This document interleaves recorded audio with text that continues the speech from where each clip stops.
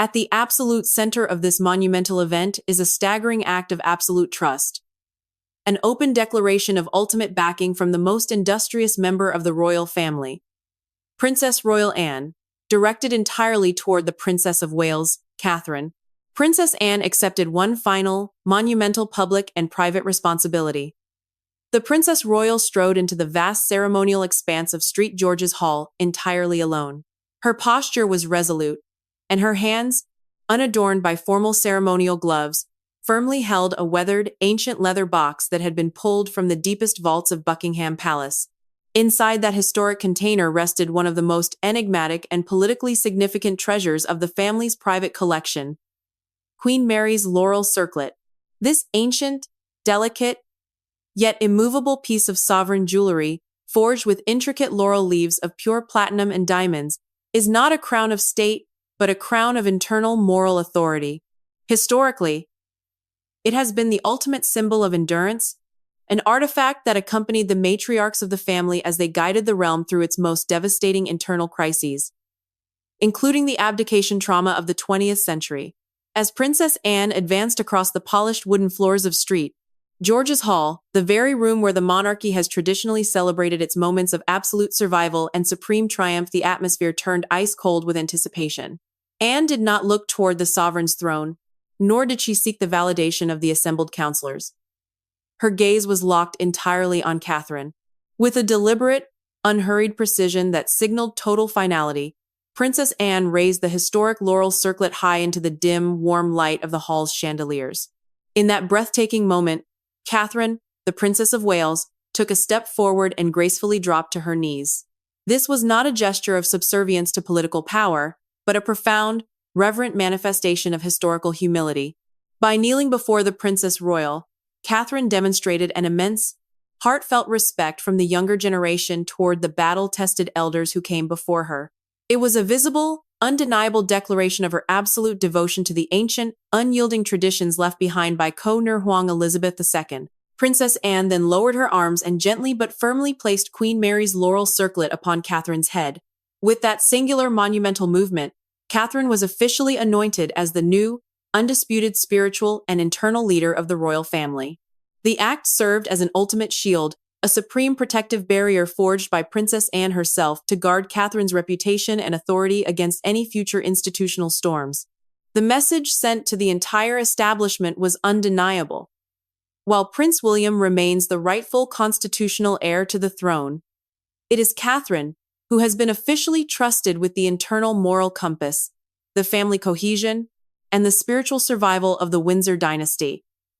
The crowded room of courtiers remained completely frozen, realizing they had just witnessed an unscripted, historic coronation of the heart, an absolute transfer of trust designed to protect the monarchy from an impending institutional collapse. To truly comprehend the gravity of why Princess Anne chose to execute this monumental transfer of moral authority at this exact juncture in history, one must look closely at the deep crises that have destabilized the royal household behind the scenes over the last several months.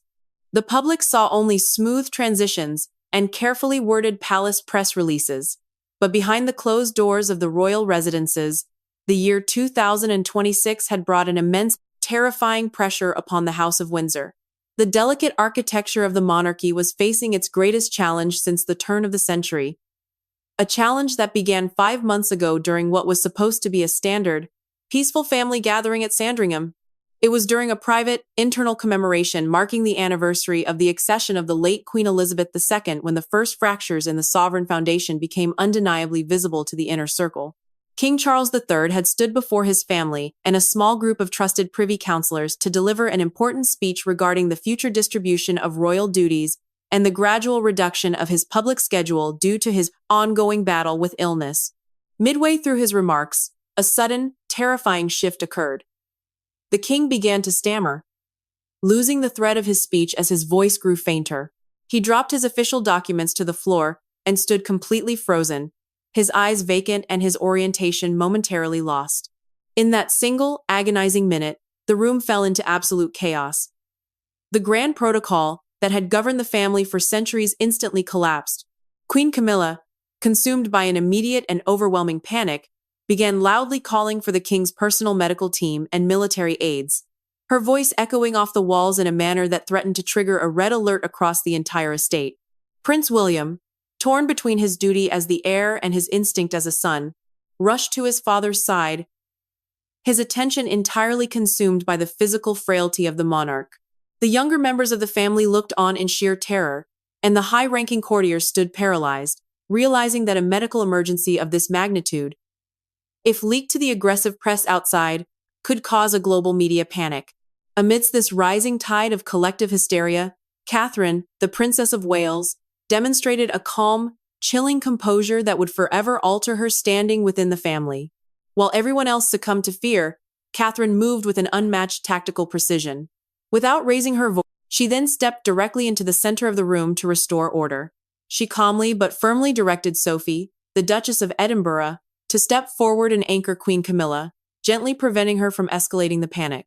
Simultaneously, she instructed Prince William to remain by the king's side to maintain a visible line of succession for the counselors in the room. Most crucially, instead of using the standard palace communication channels, which were heavily monitored by external security staff, Catherine utilized a highly secure, private internal telephone line to summon the king's personal physician. This silent intervention allowed the medical team to enter the private quarters discreetly, avoiding any sudden movements that would alert the waiting paparazzi outside the Sandringham gates. Because of Catherine's immediate, level-headed leadership, the king was safely escorted to his rooms. The crisis was contained within the family, and a catastrophic global media frenzy was entirely averted. This pattern of quiet, iron-willed competence became even more vital as the monarchy transitioned into the turbulent months of May and June of 2026.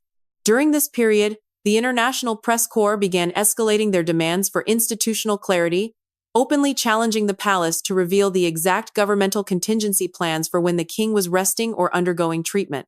The various royal households, long divided by administrative rivalries, fell into dangerous disarray, issuing contradictory statements that only fed the growing public anxiety. Once again, it was Catherine who stepped into the breach.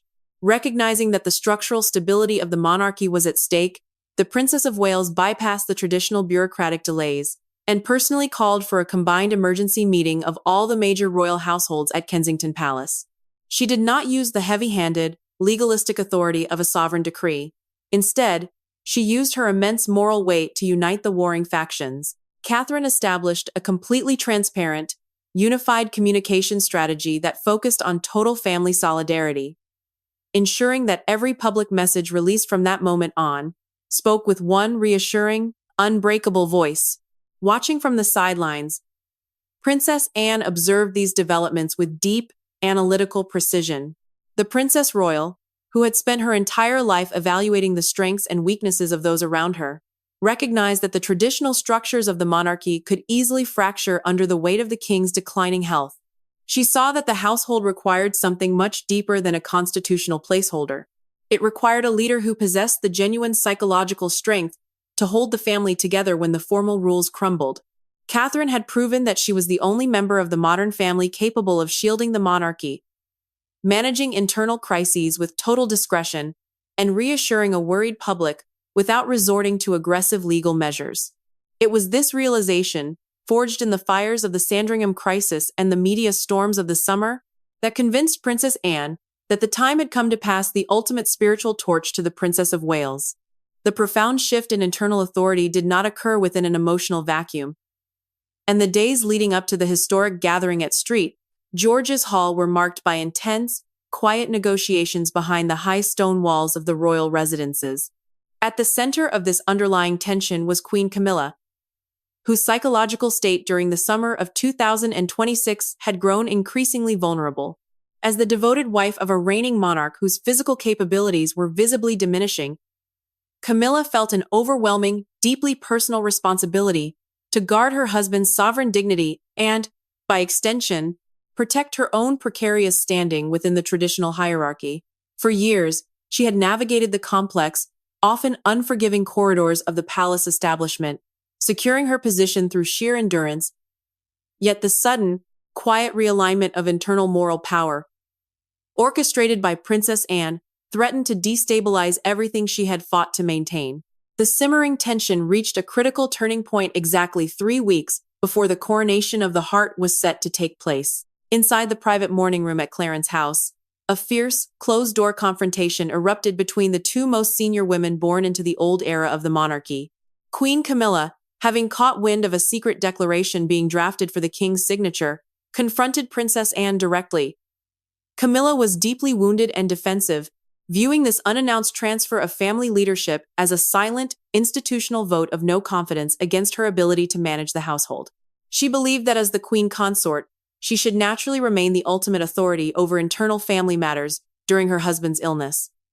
With an intense, quiet anger, Camilla questioned whether the core establishment viewed her as fundamentally incapable or as a permanent outsider who could not be trusted with the spiritual survival of the Windsor name. Princess Anne, true to her reputation as an unyielding defender of the crown, refused to retreat a single inch during this stormy encounter. Standing before the queen consort, Anne did not offer empty diplomatic platitudes or seek to soften the blow. Instead, she took the draft of the secret decree from the table and deliberately underscored the clauses that firmly established Catherine's future role as the head of the family council. Anne's response was cold, direct, and completely stripped of courtly pretense.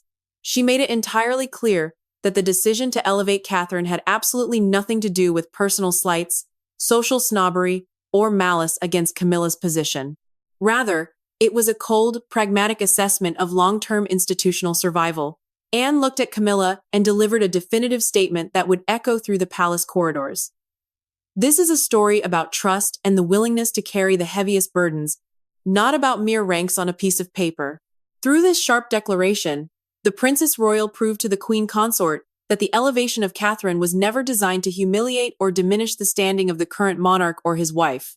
Instead, it was an essential, defensive strategy to build an unbreakable wall around the family before the next great constitutional storm could hit. Anne forcefully argued that while Camilla held the highest official rank as queen, the daily, grueling reality of managing an increasingly fractured extended family required a leader who possessed the total, unforced devotion of the younger generation and the absolute respect of the public. Catherine was the only person who fit that description, and Anne was determined to see her officially empowered before she herself stepped away from public duties. This underlying ideological conflict was visibly on display as the senior royals prepared to enter St. George's Hall on that fateful night. As Queen Camilla walked through the long, narrow stone corridors leading toward the grand ceremonial chamber, her choice of attire and jewelry signaled her continuing, silent resistance to the shift in power. Fixed firmly to her shoulder was the magnificent Greville ivy leaf brooch, a breathtaking piece of pure platinum encrusted with diamonds that had been one of the absolute favorite private items of the late Queen Elizabeth II.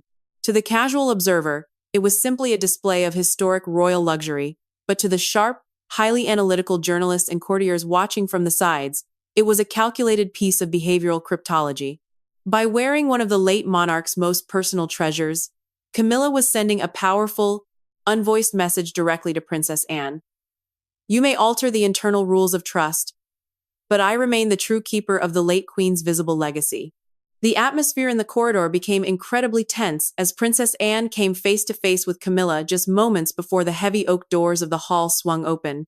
The two women stopped and locked eyes in a moment of absolute stillness. Camilla stood rigid, her fingers tightly clutching her silk handbag, her posture projecting the full authority of her crown. Princess Anne simply looked at the historic brooch on Camilla's shoulder, her expression remaining entirely unreadable. There was no public argument, no breach of decorum, and no loss of control. With a slight, dignified nod of her head, Anne calmly gestured for the Queen Consort to proceed into the hall ahead of her. It was a masterclass in royal discipline.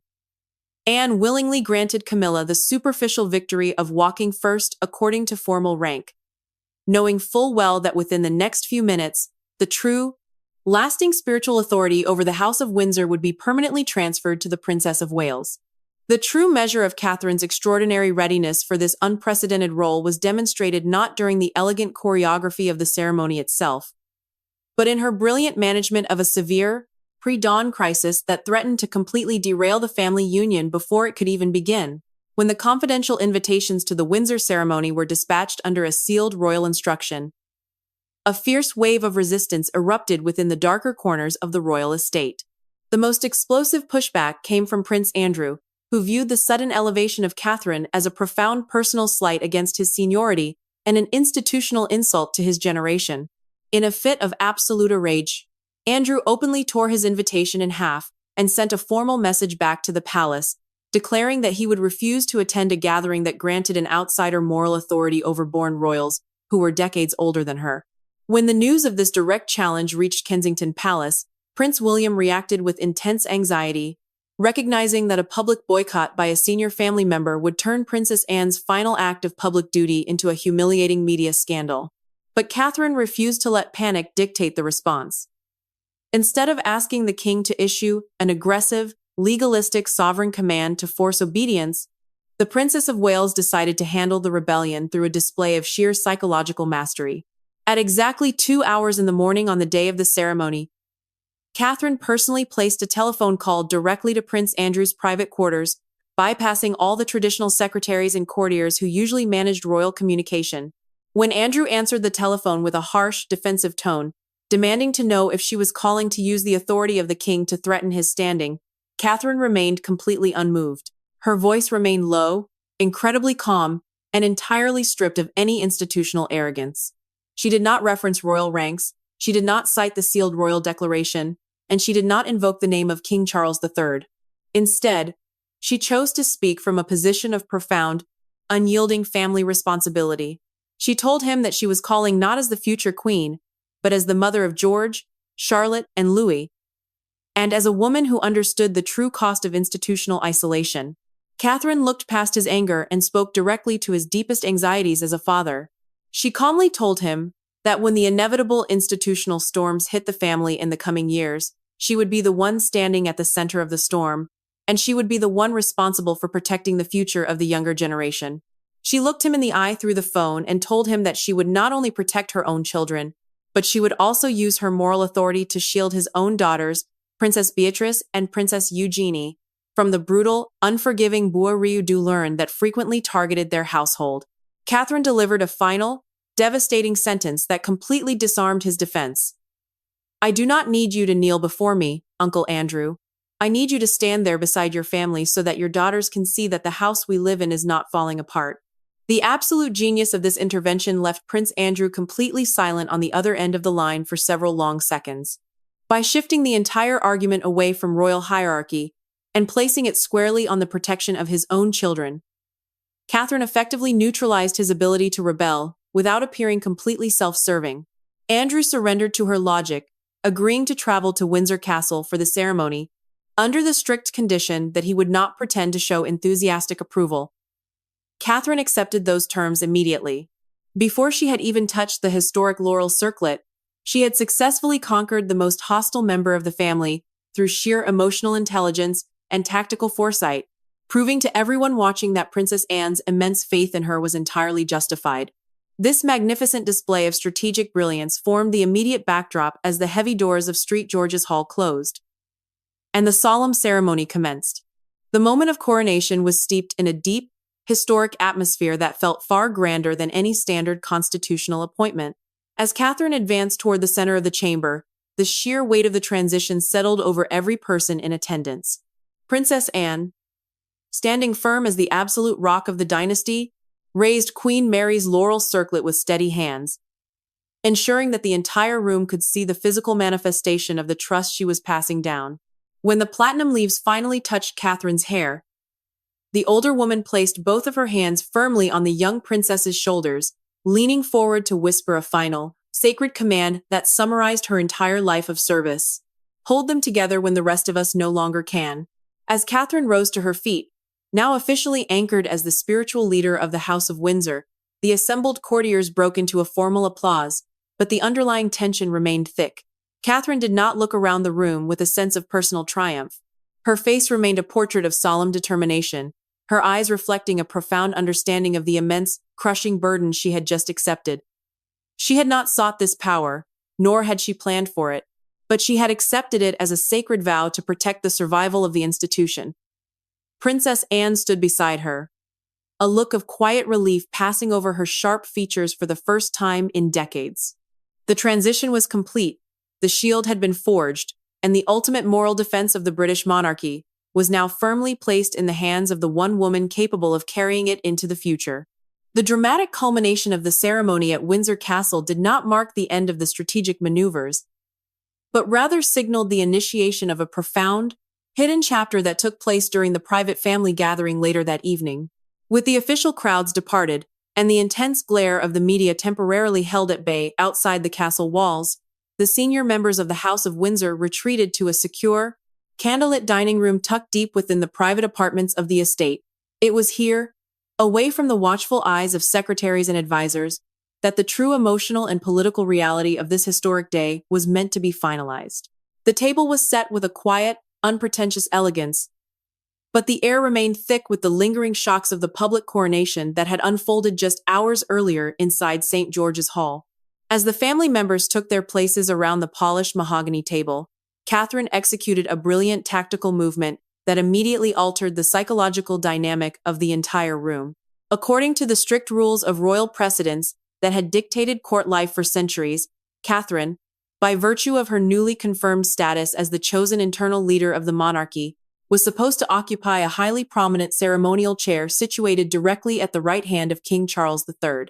It was a position that would visually elevate her above everyone else in the room, creating an immediate, physical barrier between her and the other senior women of the family.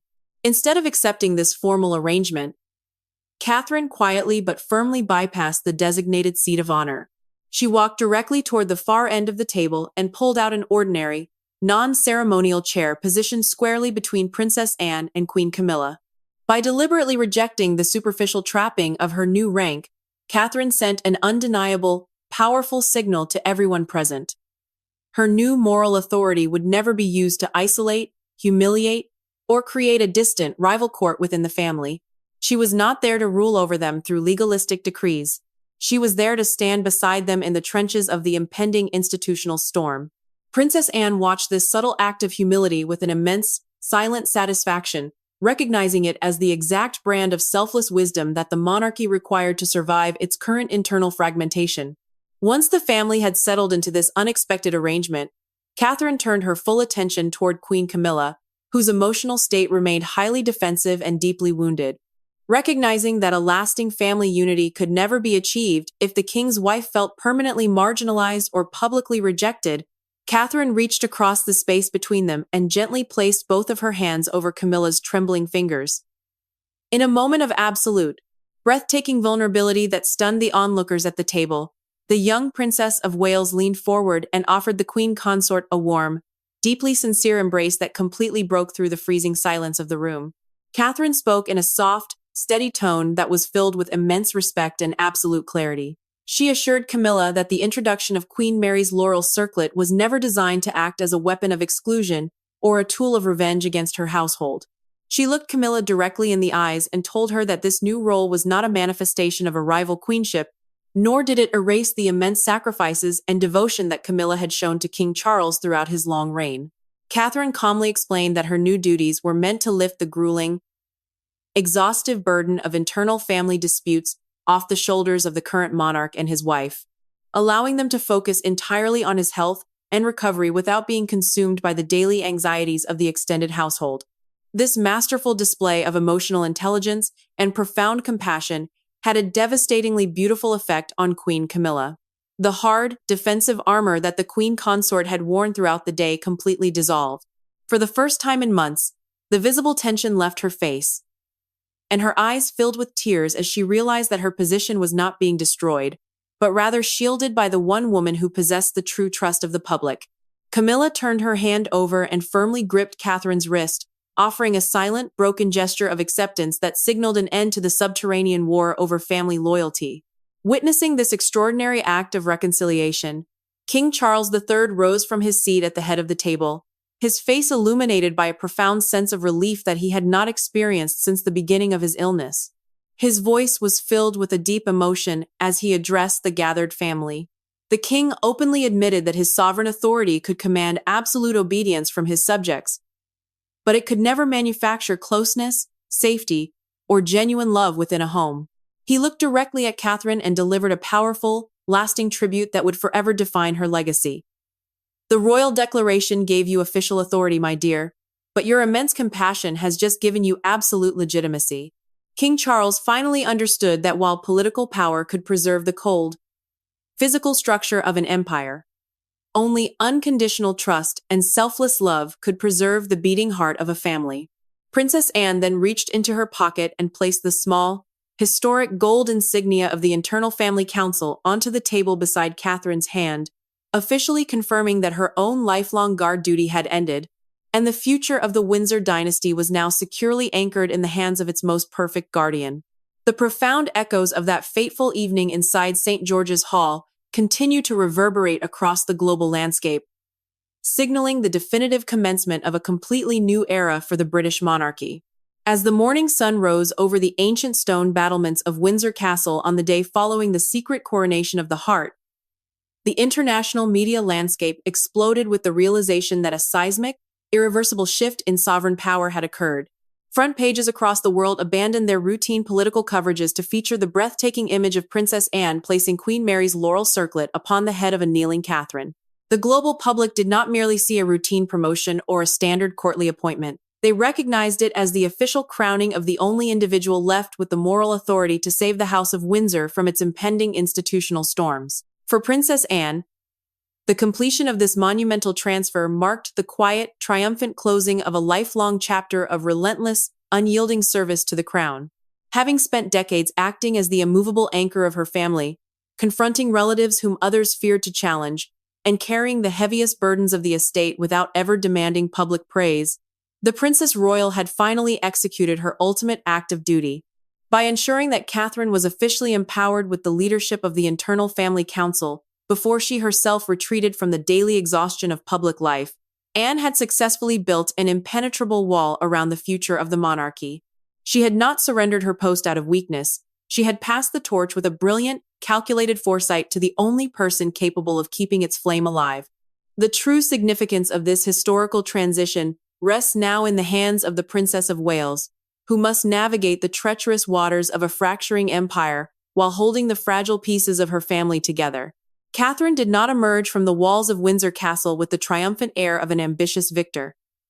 Instead, she stepped into the light with a solemn, iron-willed determination that proved she understood the crushing weight of the vow she had just taken.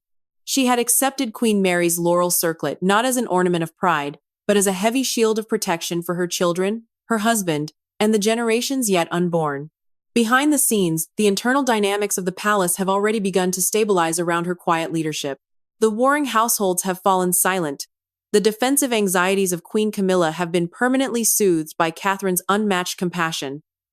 And the younger royals have finally found a safe, steady harbor to seek guidance when the pressures of the world grow too intense.